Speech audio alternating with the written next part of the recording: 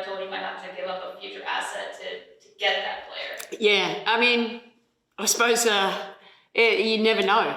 Typically in the WNBA, there's not a lot of movement, but you just never know. I think this league, it shows parity. I think anyone can beat anyone on any given night. So that I think that's great for the league here, but where the teams, what they want to move and who they want to shift off, I suppose big picture too, obviously with the expansion coming up, and I'm not even sure what those rules will be and how many we can protect. So I suppose there's a lot of talk behind the scenes there, but just for us, we're happy with what we done, who we got. Well, it wasn't any trades, but it was some good signings.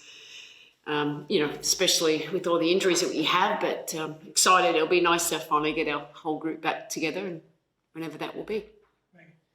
Now Layla Lacan's had a few more games under her belt. Just what are your impressions of her? She's only like 10 games into her rookie year. Sorry, is it Leo?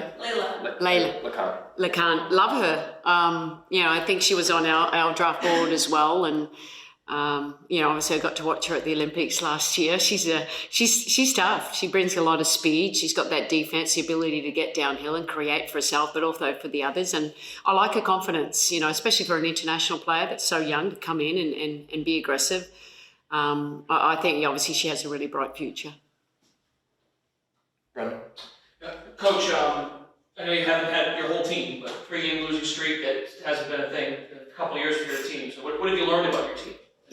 Obviously, we had some complacency there, and everyone goes through injuries. So I'm not using that as an excuse. I didn't think we brought the effort, and we weren't very intentional how we played, but it really didn't come down to the game plan. It came down to just bringing our best effort, and we didn't do that. So that's on us. And I think I was happier with the effort against the Lynx in the last game, but you can't just get up for the best teams, and you can't forget about the teams down the bottom, because anyone can beat anyone. So that's the messaging there, and no one feels sorry for us with all our players out. So we're the hunted, but in the end, that's good for us. It allows us to continue to grow, face adversity early in the year, which I'd prefer, and we've faced some in different spots here, dealing with these injuries to our key players, but we just got to keep staying together and playing hard. You gave Ron Hodges her first WNBA assistant job. Just curious, what has stood out to you in working with her as an assistant? And she got promoted almost as soon as she got to assistant head coach. I love Ron. I'm so happy for her. It's been obviously a great landing spot for here too. Obviously, we miss her in New York, but when you're bringing in obviously a former player, that was important for me, and you're a player, you know everything, you know how then it's getting the experience of how to do it on the court, but it's been fun to watch her grow these last few years and have a little part of her development there. And she knows who she is, and she's confident in what she does. And I think because being a former player, I think that certainly helps when you're in this league. She's been there, done that, and has been for every different situation. So she's a classy person and a really good coach, so I'm happy for her.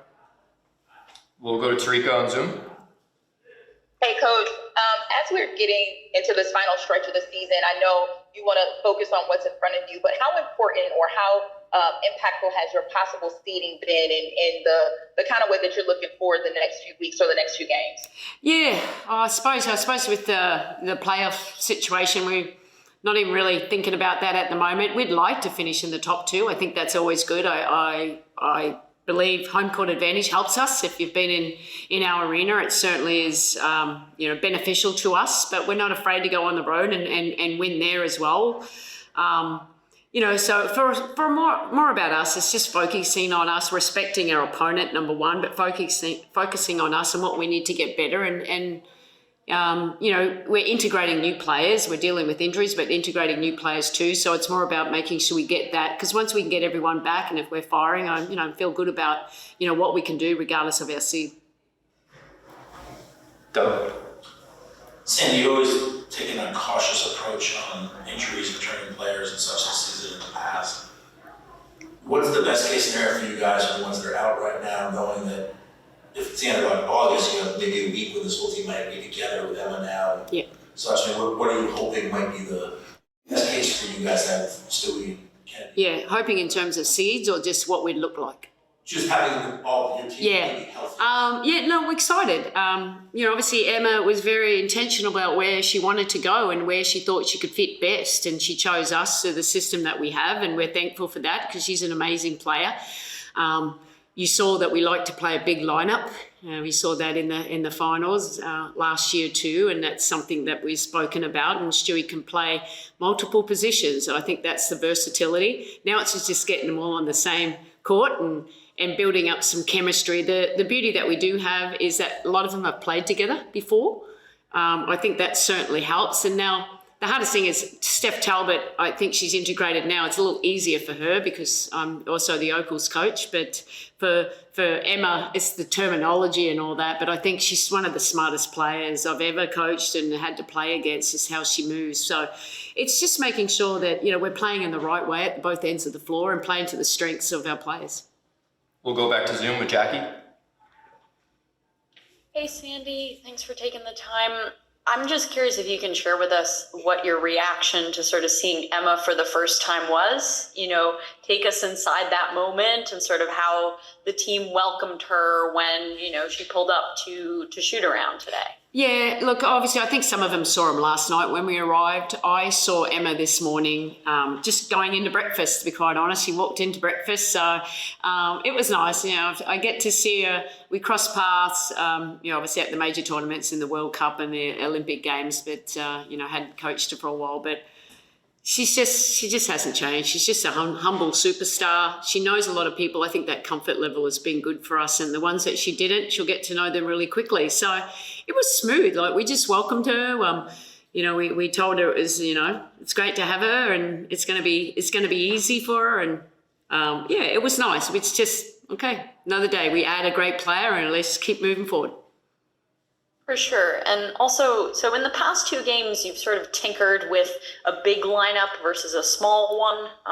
You started smaller against the Lynx, bigger against Dallas. I guess, did you like the small lineup? Is that something you're looking to go back to start games? And how much will it depend, on the team you're playing? Yeah, look, I think at the moment we're starting small because we don't have too many options like that. In Dallas, once they moved Haley Jones, probably should have made that change there. We started big. We haven't played our big lineup much when Izzy and JJ together, but I thought they had some good minutes against Minnesota for us. Look, we just go from what at the time, and I think Marine's playing really well for us. At the moment, she's been great for us all season long, so she deserves that spot. But we're gonna play big, we're gonna play small. So it will really go from the matchups and how we're going.